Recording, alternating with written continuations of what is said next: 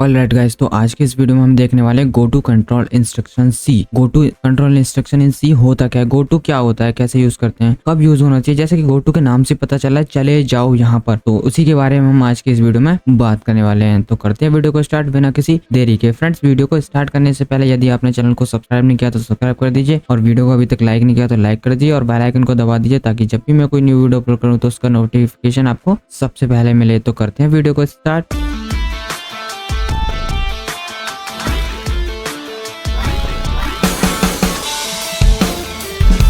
Go to control instruction in C.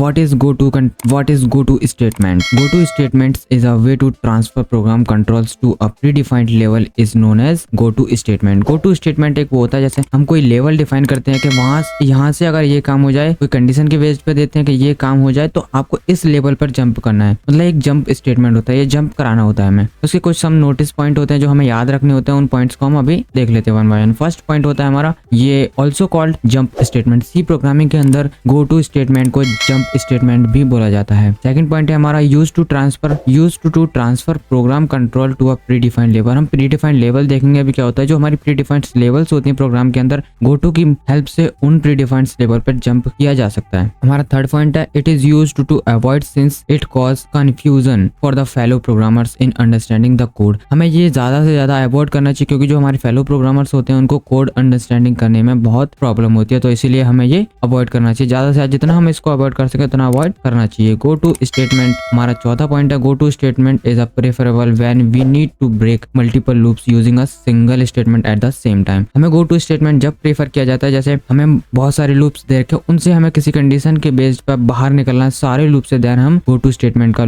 Use करेंगे। Single statement को देकर हम गो टू स्टेटमेंट के थ्रू पूरे सारे लूप से, मल्टीपल लूप से बाहर निकल सकते हैं। तो फ्रेंड्स, इसका सिंटैक्स और इसको कैसे कोड करते हैं, कैसे यूज करते हैं, ये सब हम देखने वाले हैं अपनी कोड आईडी के अंदर। तो बिना देरी के चलते हैं अपनी कोड आईडी के अंदर, लेट्स गो। तो फ्रेंड्स, मैं आ चुका हूँ अपनी कोड आईडी के अंदर। मैं यहाँ पे बना लेता हूँ एक फाइल, उन्होंने गो टू डॉट सी के नाम से गो टू स्टेटमेंट बना लेते हैं, STATEMENT डॉट सी। हमारी ये फाइल बन गई है। मैं यहाँ पे अपना स्निपेट लिख लेता हूँ, हैज इंक्लूड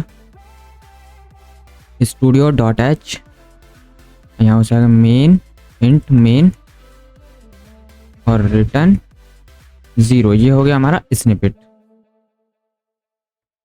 अब हम यहाँ पे लिखते हैं अपना एक वेरिएबल बनाते हैं इंट ए। ऐसे फॉर लूप शुरू करते हैं। फॉर लूप अगर आपको नहीं आता तो मैं फॉर लूप की वीडियो बना चुका हूँ, आप उसे देख सकते हैं।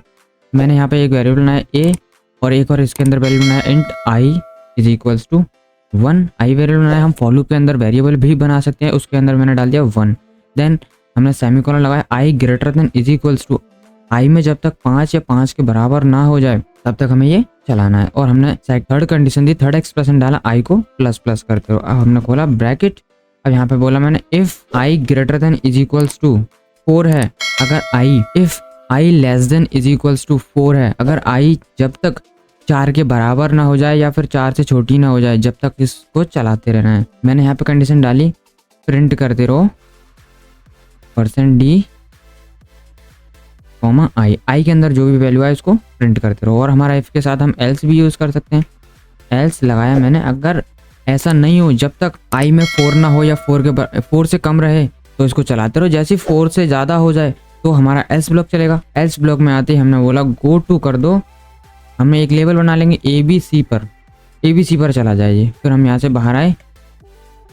अब मैंने बोला ABC लेवल इस तरीके से बनाते हैं हमारा ये लेवल। हमने गो टू स्टेटमेंट से बोला यहाँ से जंप करके सीधा आपको इस लेवल पे आना है। तो लेवल हमने बनाया। इस लेवल पे आने के बाद हमने बोला प्रिंट कर दो here I am out of the loop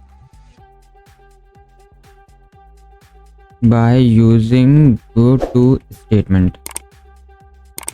इस तरीके से हम कुछ प्रिंट कर सकते हैं। तो इसको रन करके देख लेते हैं फ्रेंड्स किस तरीके से ये काम करता है। अब इसको समझने में कोई दिक्कत हो तो मैं आपको एक बार फिर से समझाता हूँ। जैसे मैंने यहाँ पर एक वेरिएबल बनाया, इस वेरिएबल को बनाने का वैसे कोई मतलब नहीं है, इसको हम यहाँ से हटा देते हैं। इसको हटाने से पहले, इसको हटाने के बाद हम देखते हैं फॉर लूप।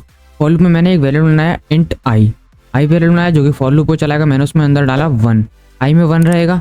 और मैंने कंडीशन दी जब तक आई हमारी छोटी रहे या बराबर रहे 5 के, तो इसको लूप को चलाना है, फिर आई में इंक्रीमेंट करना है। तो जैसे पहली कंडीशन आई में क्या है 1, तो यहाँ पे 1 हो गया। 1 तो अभी भी छोटा है 5 से, तो कंडीशन हो गई ट्रू, अंदर आया। इफ आई में क्या है 1, 1 छोटा है या बराबर है 5 के, छोटा है, ये कंडीशन हो गई ट्रू, तो देन इसने ये प्रिंट कर दिया। जब हमारा इफ ब्लॉक चलता है तो हमारा एल्स ब्लॉक नहीं चलता है, तो ये चल गया। अब फिर दोबारा ऊपर जाएगा, अब आई में क्या होगा इंक्रीमेंट, इंक्रीमेंट होने के बाद क्या होगा आई में हो गया 2, तो अब कंडीशन चेक करेगा ये 2 क्या छोटा है 5 से या बराबर है, छोटा है, obvious सी बात है, तो हमारा ये अंदर आ गया, कंडीशन ट्रू हो गई। तो इफ में चेक किया इसने क्या आई में क्या 2, तो 2 अभी भी छोटा है 4 से, तो कंडीशन हो गई ट्रू, इसने ये प्रिंट किया। जब इफ ब्लॉक चलता है तो एल्स नहीं चलता है, तो ये फिर से गया ऊपर। जब तक फॉर लूप की कंडीशन फॉल्स नहीं होगी तब तक ये बार बार ऊपर ही जाता रहेगा।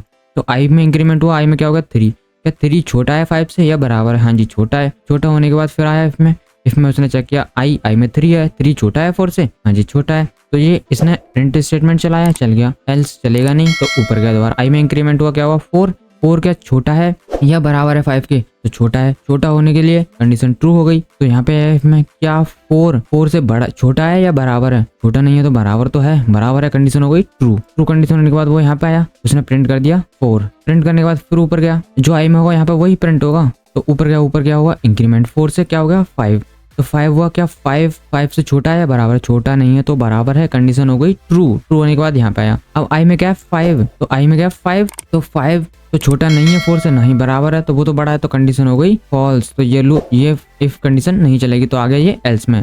एल्स में आने के बाद एल्स में क्या हुआ गो टू कर दो, मतलब भेज दो कहाँ पर ABC के पास, तो उसने ABC के पास भेजे, यहाँ से लूप से बाहर निकाल दिया इसको।